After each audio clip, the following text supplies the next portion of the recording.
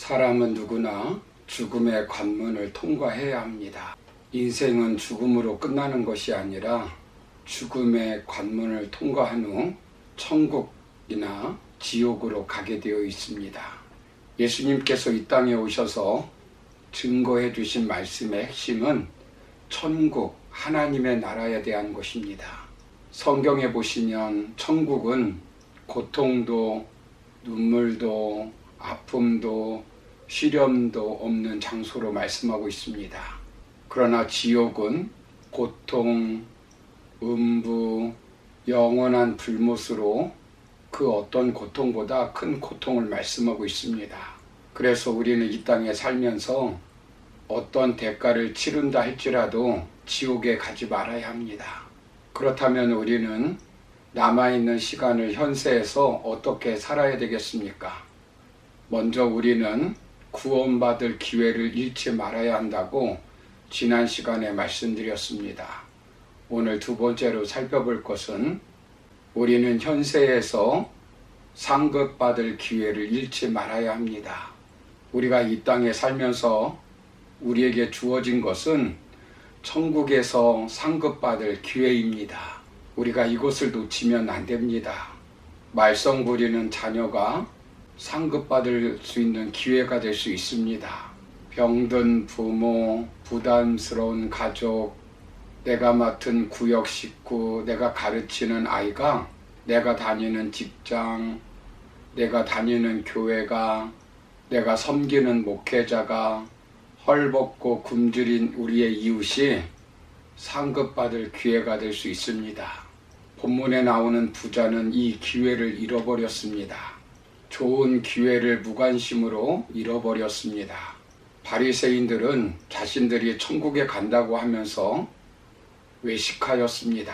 진실성이 없었습니다. 일주일에 2번 금식을 하고 헌금을 합니다.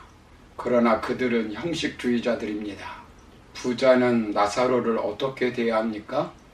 쫓아내지도 않습니다. 그렇다고 치료해주고 보살펴주지도 않습니다.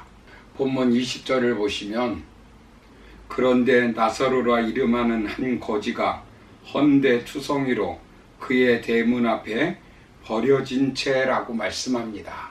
부자는 나사로를 대문 앞에 서 있게 합니다. 마음만 먹으면 새 옷을 입혀줄 수 있습니다. 치료시켜줄 수 있습니다. 그러나 부자는 나사로에 대해서 무관심하였습니다. 이 무관심은 상대를 소극적으로 멸시하는 일입니다. 야고보서 4장 17절을 보시면 사람이 선을 행할 줄 알고도 행치 않으면 죄니라 라고 하는 말이 바로 그런 경우입니다. 거지 나사로를 자기 과시용으로 이용하였습니다.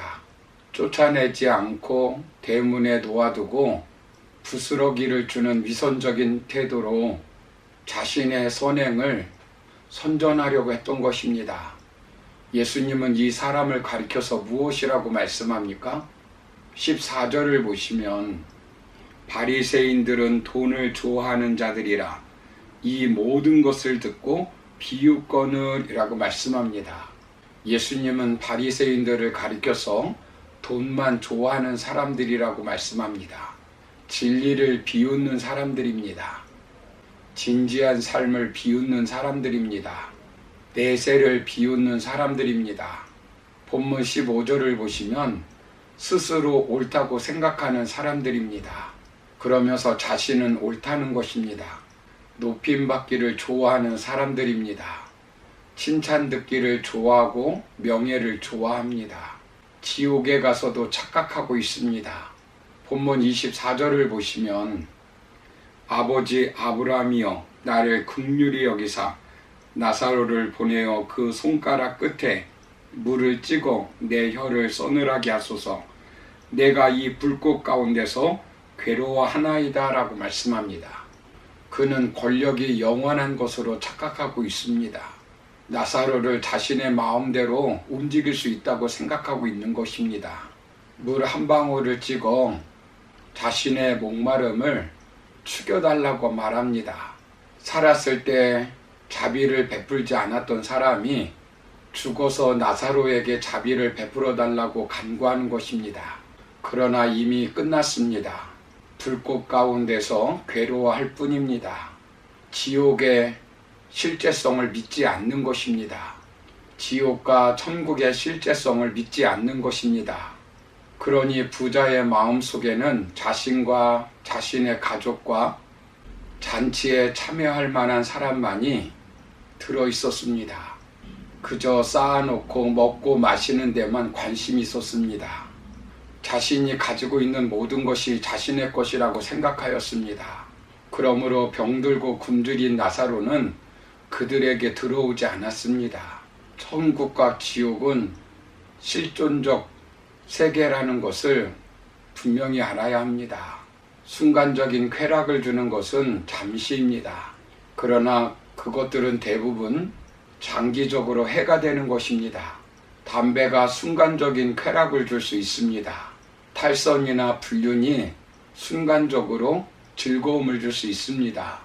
그러나 그것들은 시간이 지나면 자신을 망치게 하고 자신의 몸을 해치게 됩니다. 영원한 것에 인생을 투자해야 합니다.